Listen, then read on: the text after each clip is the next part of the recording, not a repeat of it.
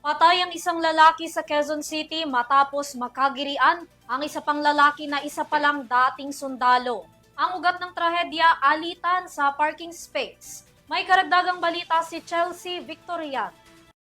Patay ang isang 31 anyos na lalaki sa Quezon City matapos niya makaalita ng isa palang dating sundalo sa parking space. Nagsimula umano ang sagutan ng dalawa matapos sitahin ng biktima ang suspect sa pagparking nito ng motor sa isang masikip na eskinita. Ayon sa mga barangay tanod ng unang rumisponde, umalingaw-ngaw ang tunog ng baril sa bungad ng kanilang eskinita at nahagip ng CCTV ang nangyari na pamamaril. Nakatakas ang suspect na 53 years old habang binawian ng buhay ang lalaking biktima matapos magtamo ng mga tama ng bala sa kanyang ulo at dibdib.